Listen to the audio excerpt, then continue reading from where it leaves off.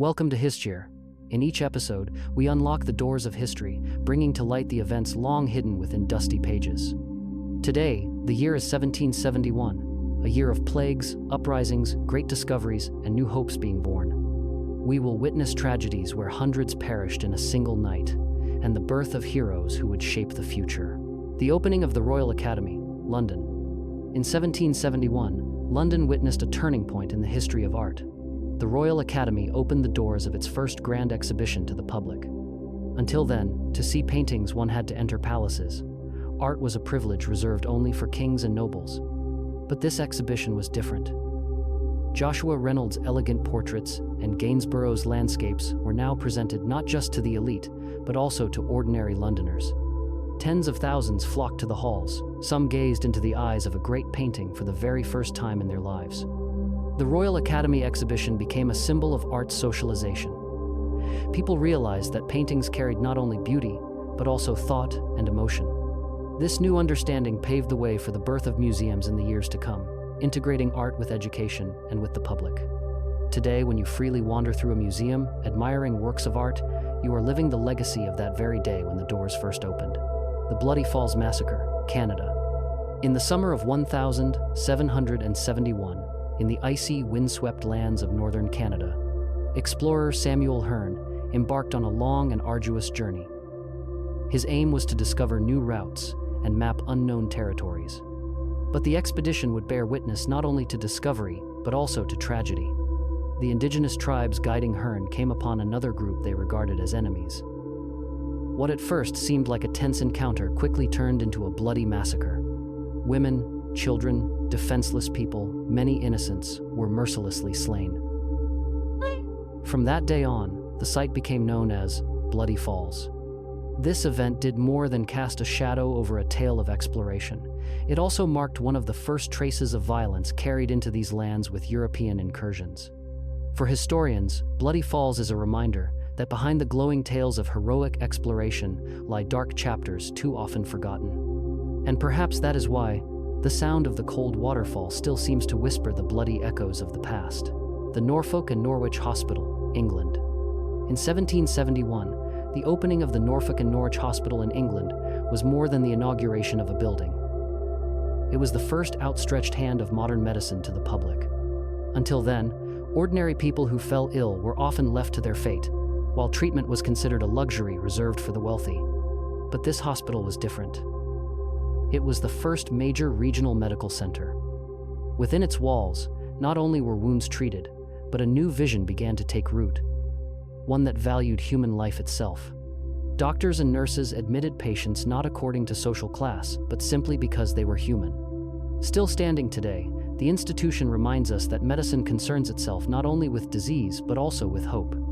The Norfolk and Norwich Hospital was etched into history as a symbol of modern healthcare as a gateway of trust for society. The Swedish Succession. In 1771, with the death of King Adolf Frederick, his son Gustav III ascended the throne of Sweden. At first glance, it may have seemed like a routine succession, but in truth, it marked a turning point that would reshape the nation's future. Gustav III was more than a king. He was a patron of the arts, of theater, and of ideas. From the moment he took the crown, his palaces filled not only with grandeur, but with artists, plays, and concerts. Under his reign, Swedish theater entered its golden age, opera houses rose, and the nation's cultural life became the envy of Europe. Yet his influence reached beyond the arts. Gustav launched reforms that expanded civil freedoms and renewed the justice system, striving to make Sweden more modern and independent. For this, he is often remembered as an enlightened king. Of course, not all welcomed his innovations. Clashes with the nobility and political tensions followed.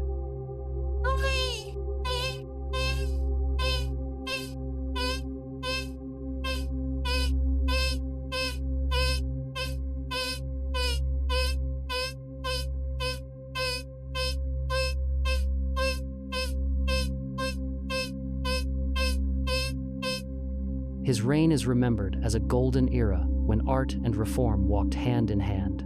The Falkland Islands crisis. In 1771, a treaty signed in the courts of Europe cast a long shadow across distant oceans.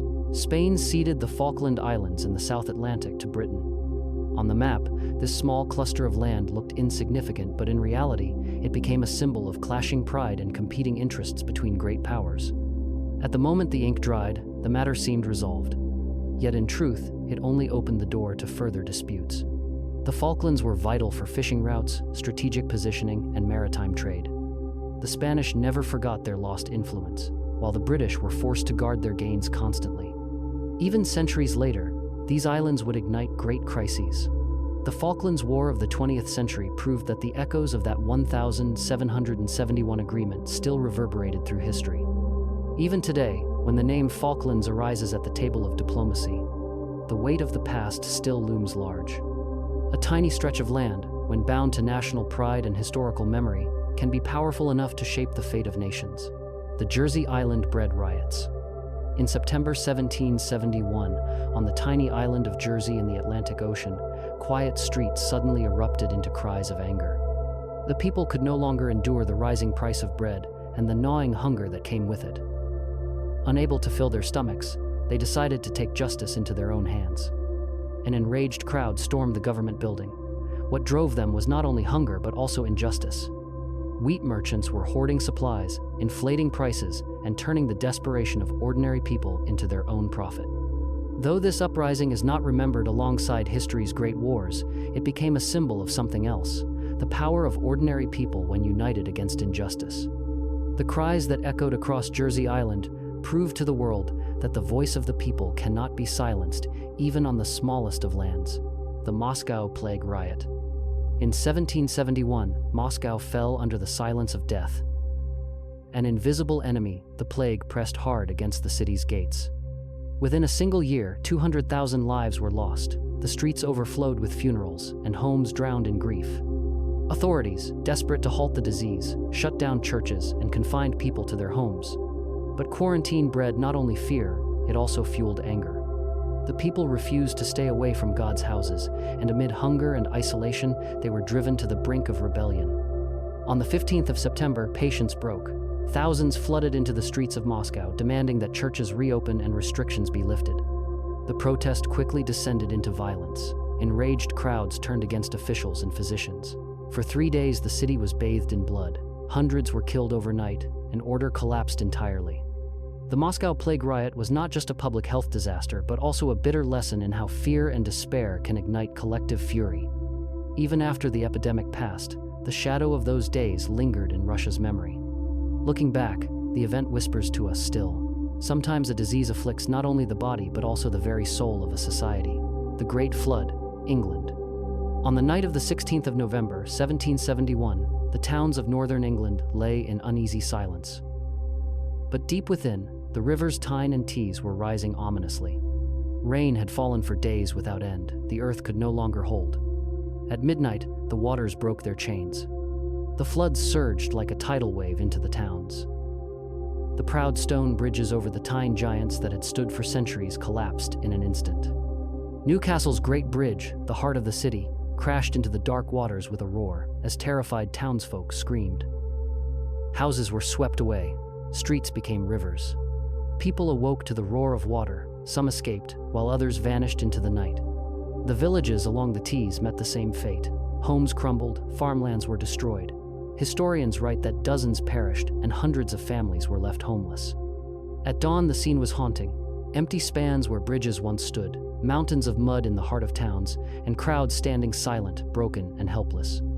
The Great Flood was more than a natural disaster. That night, England saw how powerless it was against the force of nature. Bridges, stone buildings, and human pride all dissolved into water in a single night. And perhaps that is why the murmur of the Tyne and Tees still echoes like a warning. Even when man believes he has conquered nature, he remains at its mercy. The birth of Mungo Park. In 1771, in a quiet Scottish village, a child was born into a poor farming family. His name was Mungo Park. On that day, no one could have guessed that this humble birth would one day leave a mark on the history of exploration. Though the son of an ordinary farmer, young Mungo showed an early fascination with plants and the natural world. As his education advanced, his path would lead him far beyond the village fields into the uncharted lands of the world. Years later, he led one of the most perilous journeys into the depths of Africa. Scorching deserts, wild beasts, unfamiliar tribes. Every step brought him face to face with death. Yet, through determination, he carried back to Europe the secrets of the Nile and Niger rivers. To maps once filled with blank spaces, he traced the first defining lines. The birth of Mungo Park reminds us of this truth. History's great explorers are often not born in palaces, but in humble homes. Their power to change the world springs not from their origins, but from their curiosity and courage. The birth of Robert Owen. In 1771, in a small town in Wales, a child was born in a weaver's home, Robert Owen. On that day, no one could have known that this humble birth pointed toward a future that would shake the roaring wheels of the Industrial Revolution. From a young age, Owen witnessed the dark side of factories. Children's hands were hardened with calluses, women toiled under the shadow of heavy machines. Working hours seemed endless, and hope was scarce. Many accepted this scene as fate. But Owen was different. Workers are not just a source of labor, they are human beings, he insisted. When he eventually became a factory owner, he overturned the established order. He shortened working hours, ensured children received an education, and provided humane conditions for his workers. What seemed like a dream in his era became the foundation of modern labor rights. The birth of Robert Owen teaches us this. Sometimes, the son of a weaver does not merely weave cloth. He can also reweave the destiny of society. The death of King Adolf Frederick of Sweden. In 1771, the Swedish throne was occupied by a quiet yet peculiar king, Adolf Frederick. He did not pass into history for great wars or glorious victories, but for something far more unusual. His name, surprisingly, is remembered because of a single meal. Legend has it that after consuming a lavish feast, Adolf Frederick indulged in dessert after dessert, finishing with dozens of his favorite cream-filled pastries known as semla. That very evening, he died of indigestion. For this reason, he is still remembered among the people as the king with a sweet tooth. Yet his death is more than an odd anecdote. When Adolf Frederick's throne was left vacant, his son Gustav III ascended, ushering in an entirely new era for Sweden. Gustav III filled his reign with art, theater, and reform, leading the nation into a cultural golden age. Thus, what seemed in 1771 to be an ordinary tragedy became a turning point in history. A king's fondness for sweets marked the beginning of a new chapter that would transform Sweden into one of Europe's cultural centers. Asterisk, asterisk. The year was 1771. On one side, the plague spreading through Moscow claimed not only lives but peace itself. In a 3-day uprising, hundreds lost their lives. On the other side, rivers in England overflowed, bridges collapsed, and towns were swallowed by floods. But in the same year, a new era began on the Swedish throne. And in distant lands, a child was born. Mungo Park, the boy who would one day explore the uncharted lands of Africa. Robert Owen, too, opened his eyes to the world, destined to become a pioneer of workers' rights. 1771, a year of both tragedies and new hopes. With these stories hidden within the dusty pages of history, our journey comes to an end here. In the next episode, don't forget to join us as we open another door of history. See you on History. Asterisk, asterisk.